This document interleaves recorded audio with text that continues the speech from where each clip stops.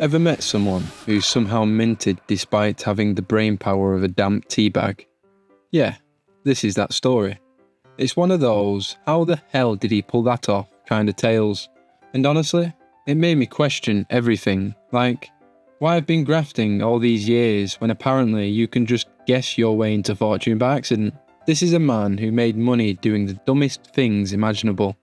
If you ever shouted, I could do better than that at someone rich and clueless on telly, well, you might have someone to add to your list, or at the very least, someone to laugh at for the next 5 minutes. Alright, let's get into it. Let me just say up front, Timothy Dexter should never have been rich, ever. The man was like if Del Boy actually made it big, but instead of selling dodgy gear out to the back of a van, he accidentally became one of the wealthiest blokes in early America. He seemed to have no idea what he was doing, and yet somehow everything he touched turned to gold, even when he was clearly aiming for tin. Now imagine you're me, stood there reading about this fella, thinking, surely not, surely nobody could be this thick and still succeed, and yet, there he was, doing laps in his own victory parade, while the rest of us are just trying to remember if we left the oven on. Dexter was born in 1747 in Massachusetts. He had minimal education, barely knew how to spell his own name, let alone run a business. But he married a wealthy widow, which, let's be honest, it's a classic move, no judgment, Timothy. With her money, he started buying up loads of continental currency, which at the time was basically worthless. Everyone else just treated it like toilet paper, and not even the good quality stuff. But when the US government eventually stabilised the economy, that currency shot up in value. And boom, Timothy Dexter, the millionaire. Honestly, the only intentional success I've had is getting my free coffee off one of those stamp cards. Even then, I tend to lose it before I get my free one. So what does our Timothy do next? Buys a giant mansion and fills the garden with 40 wooden statues of famous men, including one of himself. Modesty clearly wasn't his thing. Oh, and under his statue, he carved the words, I am the first in the East, the first in the West, and the greatest philosopher in the Western world. Sure, Tim, sure. If you're thinking, well, maybe he just had a bit of an ego, hang on. We've barely scratched the surface. See, he wanted to be recognised as a literary genius, so he published a book called A Pickle for the Knowing Ones. Sounds weird already, I know, but wait for it. It had no punctuation. Not one comma, just a barrage of words, unfiltered thoughts and capital letters in all the wrong places. It read like a drunk auntie ranting on Facebook.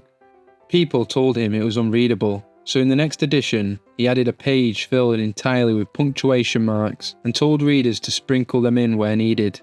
I mean, that's either pure idiocy or some sort of avant-garde genius. I can't decide.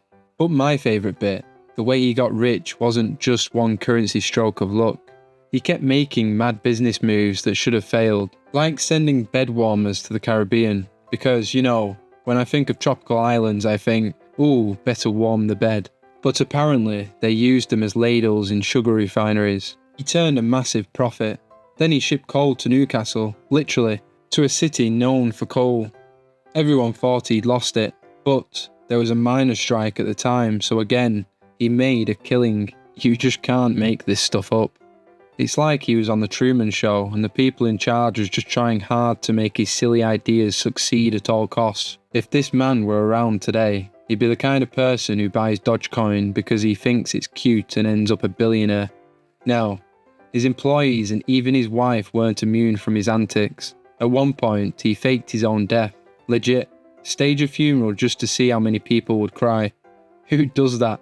And while he hid and watched the whole thing like some low-budget Phantom of the Opera, he apparently got so mad that his wife wasn't crying hard enough that he confronted her during the fake funeral. Honestly, if I ever fake my own death and my wife doesn't sob like someone just cancelled the bake-off, I might just have a word or two.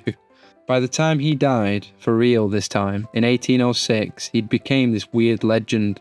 People didn't know whether to admire him or just put him up on a shelf next to the nutcrackers and hope he didn't come back a second time. But he lived rich, died rich, and did it all without ever really understanding how. It almost has a sweet sentiment about it.